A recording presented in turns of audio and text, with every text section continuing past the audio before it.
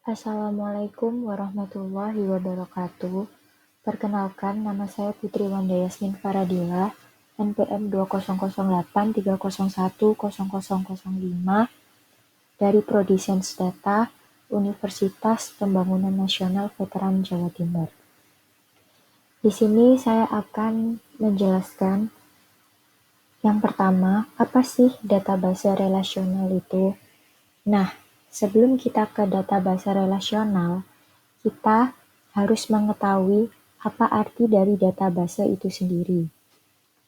Nah, database merupakan seperangkat file atau tabel yang saling terkait dan dikoordinasikan secara terpusat satu atau beberapa database yang menyimpan data dalam jumlah yang besar dapat diduplikasi ke dalam gudang data atau data warehouse. Nah, kalau database relasional sendiri itu merupakan suatu model basis data yang menggunakan tabel dua dimensi yang terdiri atas baris dan kolom untuk menggambarkan sebuah berkas data. Pada kolom yang terdapat pada suatu tabel tidak boleh memiliki nama yang sama. Pada suatu kolom terdapat sekumpulan nilai-nilai yang disimpan pada suatu atau lebih kolom yang biasa disebut dengan domain. Sedangkan baris pada suatu label dapat diletakkan dalam urutan bebas dan tidak mempengaruhi makna dari suatu tabel tersebut. Nah, database relasional ini merupakan suatu program yang mengelola dan mengendalikan data serta menghubungkannya dengan program-program aplikasi. Sebagian besar DBMS atau Sistem Manajemen Database merupakan database relasional. Nah, selanjutnya kita akan membahas tentang ekosistem Big Data. Sebelum kita ke ekosistem Big Data, kita harus mengetahui apa sih Big Data itu. Big Data adalah kumpulan himpunan data dalam volume yang besar dan kompleks sehingga tidak dapat diproses menggunakan basis data biasa. Big Data memiliki 3 karakteristik yaitu volume, variety, dan velocity. Nah, volume sendiri mempunyai arti memiliki ukuran data yang sangat besar. Volume akan terus berkembang secara eksponensial. Nah, sedangkan variety adalah berbagai jenis data dan variasi seperti teks, foto, video, dan masih banyak lainnya. Sedangkan velocity adalah kecepatan yang sangat cepat di mana data diterima dan mungkin langsung digunakan. Artinya, dihasilkan sangat cepat dan dibutuhkan seketika. Nah, setelah itu apa sih ekosistem Big Data itu? Ekosistem Big Data berkaitan dengan membuat sebuah wadah atau tempat, mulai dari mengumpulkan data dari berbagai macam sumber, lalu bagaimana memilah dan memilih, menjaga agar data tetap aman, bisa diakses oleh siapapun. Lalu, Big Data bisa berjalan dengan batch processing dan real-time processing. Berikut merupakan beberapa komponennya, yaitu distributed system, machine learning framework, data integration framework, dan lain-lain. Selanjutnya kita akan membahas tentang data science dan data scientist. Nah, data science adalah ilmu yang berupa gabungan dari tiga ilmu, yaitu ilmu komputer, matematika, dan statistika, dan pemahaman bisnis. Data science dapat digunakan dalam berbagai bidang dan industri. Data science melibatkan penggunaan metode untuk menganalisis data dalam jumlah besar dan mengekstrak pengetahuan yang dikandungnya. Nah, sekarang data scientist. Nah, data scientist adalah orang yang berkecimpung dalam data science. Lebih tepatnya, data scientist adalah salah satu profesi orang yang berada di balik kendali teknologi pengolahan data. Data scientist bertugas menganalisis berbagai macam data dalam jumlah besar atau big data. Data scientist lebih sering menyebutkan kemampuan untuk menggunakan Hadoop, Pig, Spark, R, Python, dan Java. Selanjutnya, data engineering dan data engineer. Nah, data engineering mencakup dari identifikasi suatu data, akuisisi data, pembersihan data, transformasi hingga mekanisme penyimpanan. Jadi, data engineering merancang yang bertujuan agar data mengalir lancar dan rapi agar dapat dianalisa lebih lanjut. Nah, sedangkan data engineer adalah orang yang berkecimpung dalam data engineering. Lebih tepatnya, data engineer adalah salah satu profesi orang yang menyiapkan infrastruktur big data yang masih belum terstruktur untuk dianalisis oleh data scientist dan terlibat dalam aktivitas yang berhubungan dengan menyiapkan data.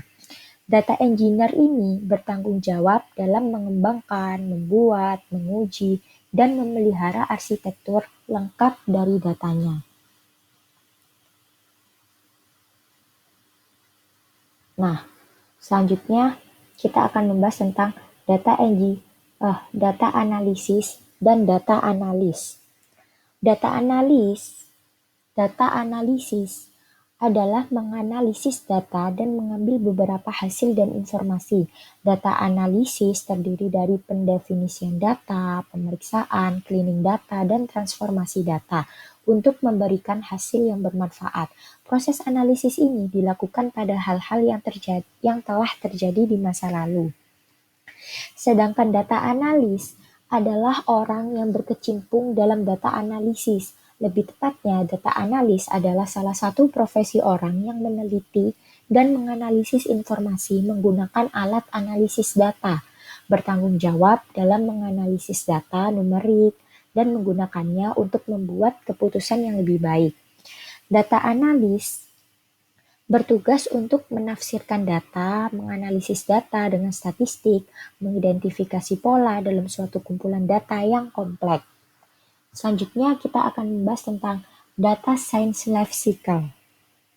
Nah, data science life cycle sendiri adalah proses pengolahan data yang mengacu pada sebuah definisi dan melalui langkah-langkah yang diikuti oleh informasi dalam tujuan memaksimalkan masa manfaatnya.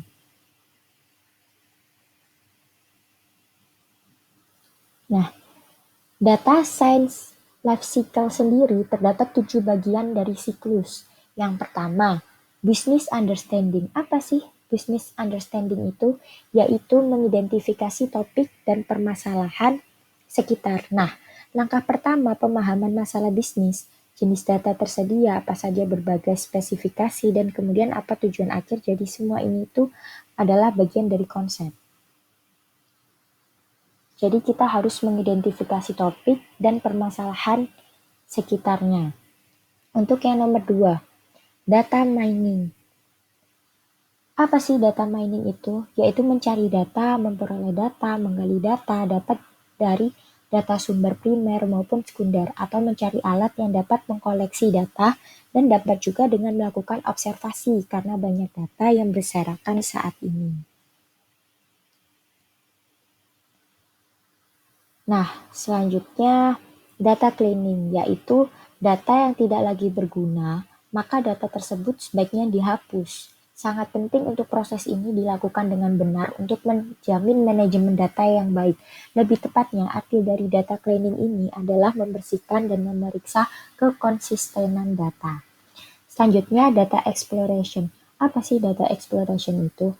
Yaitu mengidentifikasi dan memvisualisasikan distribusi data dengan pendekatan statistik deskriptif.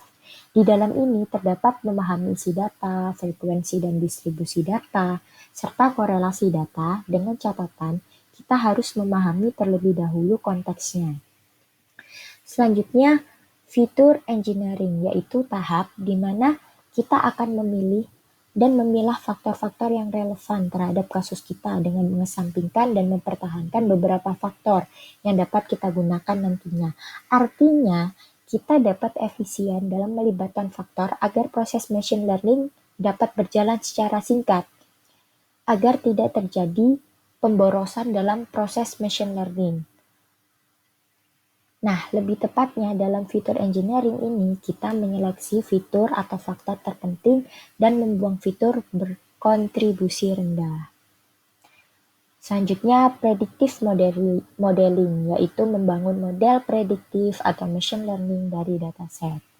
Selanjutnya ada data visualization, yaitu mengkomunikasikan hasil insight yang didapat kepada stakeholders melalui visualisasi data yang interaktif.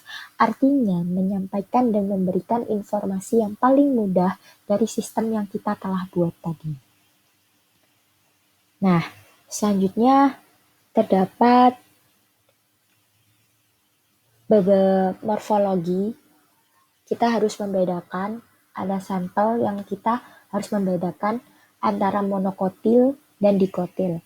Nah, pertama-tama kita harus tahu arti dari morfologi itu sendiri. Morfologi adalah ilmu yang mempelajari tentang seluk-beluk perubahan-perubahan bentuk. Nah, di dalam monokotil dan dikotil terdapat 5 sampel yang dapat kita bedakan. Yang pertama ada biji. Biji dalam monokotil berkeping 1, sedangkan biji pada dikotil berkeping 2. Untuk akar, pada tumbuhan monokotil, akarnya serabut, sedangkan pada tumbuhan dikotil memiliki akar yang tunggang. Selanjutnya batang. Pada tumbuhan monokotil memiliki batang yang tidak bercabang, sedangkan pada tumbuhan dikotil memiliki batang yang bercabang. Selanjutnya daun. Daun pada tumbuhan monokotil memiliki bentuk sejajar atau melengkung, sedangkan pada tumbuhan dikotil memiliki bentuk menyirip atau menjari. Selanjutnya ada bunga. Bunga pada tumbuhan monokotil, jumlah bunga yang tersusun itu terdapat 3 atau kelipatannya, sedangkan pada tumbuhan dikotil, jumlah bagian bunga yang tersusun terdapat 2, 4, 5, atau bahkan bisa kelipatannya. Nah, ini merupakan contoh dari tumbuhan monokotil dan dikotil beserta klasifikasinya. Pertama ada tumbuhan padi, berbiji 1, akar serabut, batang tidak bercabang, daun sejajar, bunga memiliki kelipatan 3 dan termasuk jenis monokotil. Yang kedua jagung, memiliki biji 1, akar serabut, batang tidak bercabang, daun sejajar, bunga memiliki kelipatan 3 dan jenis monokotil. Selanjutnya mangga, biji 2, akar tunggang, batang bercabang, daun menyirip, bunga kelipatan 4, 5, jenis dikotil. Yang keempat ada tanaman jarak, berbiji 2, memiliki akar tunggang, berbatang bercabang, memiliki daun menjari, bunga kelipatan 5 dan dikotil. Yang nomor 5 ada tumbuhan kelapa berbiji 1, memiliki akar serabut, batang tidak bercabang, daun berbentuk sejajar, bunga memiliki kelipatan 3 dan merupakan jenis monokotil. Selanjutnya yang nomor 4. Di sini nomor 4 kita membuat proyek charter dengan studi kasus, yaitu dalam masa pandemi COVID seperti ini akan diadakan kembali proses belajar mengajar tatap muka pada tahun 2021. Nah, research goal. Apa sih research goal itu sendiri? Research goal sendiri memiliki arti yaitu ide dan permasalahan yang ingin diselesaikan. Nah, sejak 2 Maret 2020, kasus virus corona di Indonesia masih berlangsung hingga berselang 8 bulan hingga saat ini. Sebuah kasus yang menggemparkan dunia lantaran virus corona atau COVID-19 ini dapat merenggut nyawa orang yang terpapar dan dinyatakan positif. Namun tidak semuanya dapat terpapar dan meninggal karena virus tersebut. Kementerian Kesehatan mencatat usia terbanyak terinfeksi virus corona di Indonesia yakni rentang usia 31 hingga 45 tahun dengan persentase sebesar 31,3%. Sementara itu, urutan kedua terbanyak yang terinfeksi yakni golongan usia 46 hingga 59 tahun sebesar 24,7%. Selanjutnya yakni usia 19 hingga 30 tahun yakni sebesar 23,4% dan usia lebih dari 60 tahun sebanyak 11,4%. Yang terakhir yakni usia 6 hingga 18 tahun sebanyak 6,8% dan anak-anak usia 0 sampai 5 tahun sebanyak 2,3%. Dari usia tersebut, jumlah kasus pasien meninggal dunia justru di rentang usia 46 hingga 59 tahun yakni sebesar sebanyak 39,7%.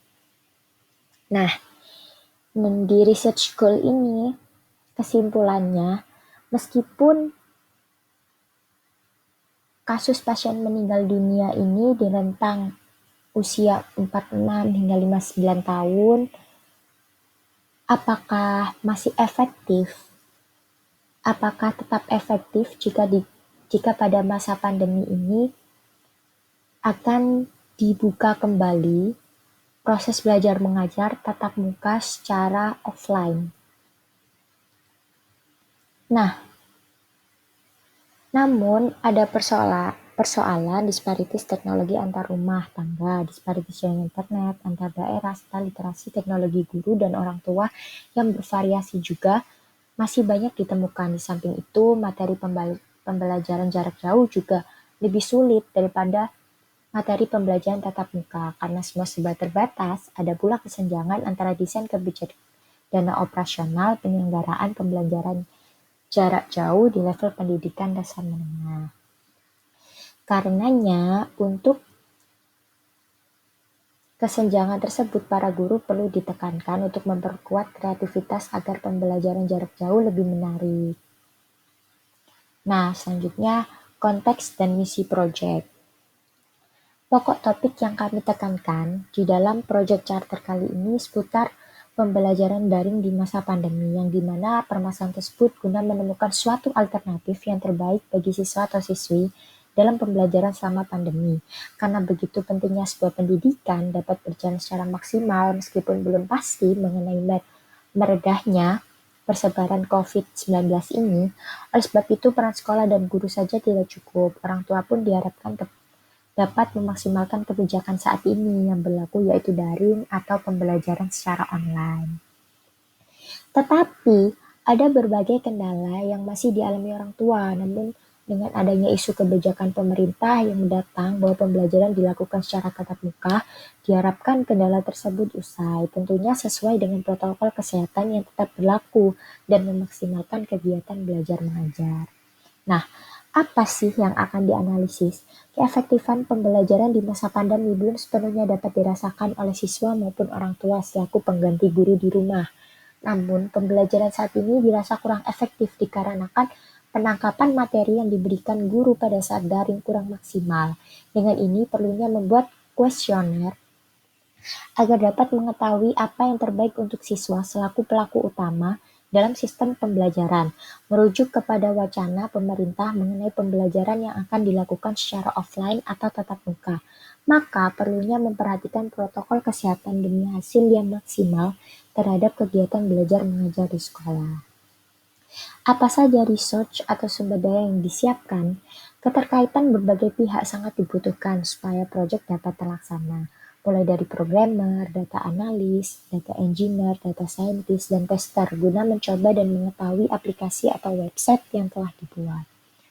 Nilai kontribusi proyek. Sebuah pendidikan merupakan hal yang paling mendasar bagi seorang pelajar, maka diperlukan sebuah metode yang terbaik guna mencapai hasil yang maksimal di masa pandemi seperti saat ini. Berdasarkan kepada rencana pemerintah pada tahun 2021 untuk melaksanakan pembelajaran secara tatap muka, karena terdapat beberapa hal yang menyebabkan pembelajaran di rumah kurang efektif, seperti halnya kendala internet dan sulitnya orang tua dalam menguasai materi setiap bab untuk dijelaskan.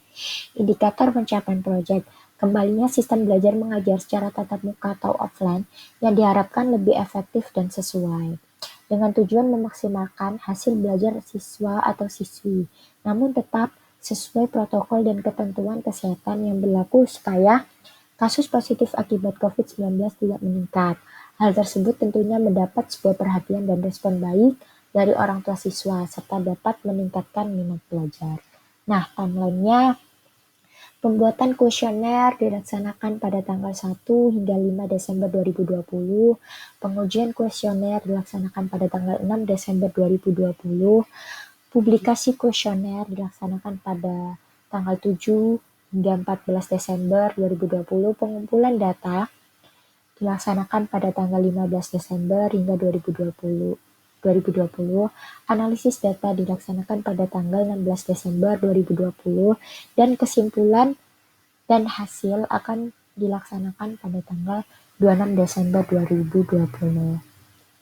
Sekian penjelasan saya. Kurang lebihnya mohon maaf. Wassalamualaikum warahmatullahi wabarakatuh.